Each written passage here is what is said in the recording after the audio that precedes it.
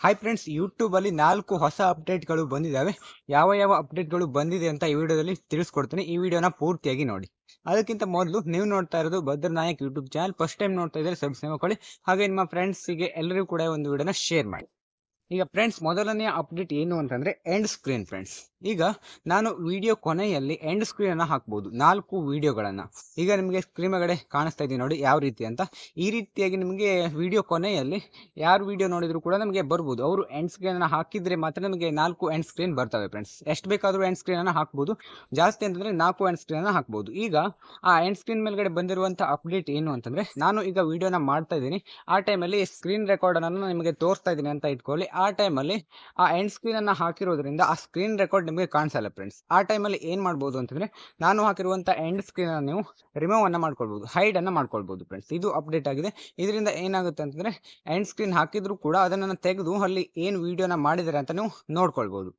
ಇದು ತುಂಬಾ important update ಆಗಿದೆ. ಎಲ್ಲರೂ ಕೂಡ ಹೆಲ್ಪ್ ಆಗುತ್ತೆ ಇದರಿಂದ. ಇದು ಮೊದಲನೇ ಅಪ್ಡೇಟ್. ಎರಡನೇ ಅಪ್ಡೇಟ್ ಏನು ಅಂತಂದ್ರೆ ಮೆಂಬರ್ಶಿಪ್. ಫ್ರೆಂಡ್ಸ್, ಈಗ ನನ್ನ ಚಾನಲ್ ನೇಮ್ ಪಕ್ಕದಲ್ಲಿ ಜಾಯಿನ್ ಬಟನ್ ಅಂತ ಇದೆಯಲ್ವಾ, ಬ್ಲೂ ಕಲರ್ ಅಲ್ಲಿ, ಆ ಒಂದು ಜಾಯಿನ್ ಬಟನ್ ಅನ್ನ ಕ್ಲಿಕ್ ಮಾಡಿಕೊಂಡು ನೀವು ನನ್ನ ಚಾನಲ್ಗೆ ಮೆಂಬರ್ಶಿಪ್ ಅನ್ನ ತಗೊಂಡ್ರೆ ಆ ಒಂದು ಮೆಂಬರ್ಶಿಪ್ ಬಗ್ಗೆ ಮೆಂಬರ್ಶಿಪ್ ಅನ್ನ ಇಂಪ್ರೂವ್ಮೆಂಟ್ ಅನ್ನ ಮಾಡ್ತಾ ಇದ್ದಾರೆ. ಅಂತಂದ್ರೆ ಯಾರು ಚಾನಲ್ ಮೆಂಬರ್ಶಿಪ್ ಅನ್ನ ತಗೊಂಡಿದ್ದಾರೆ ಅವರಿಗೆ ಈಸಿ ಆಗೋ ತರ ಹೊಸದಾಗಿ ಇಂಪ್ರೂವ್ಮೆಂಟ್ ಅನ್ನ ತರ್ತಾ ಇದ್ದಾರೆ. ಇದು ಎರಡನೇ ಅಪ್ಡೇಟ್ ಆಗಿದೆ.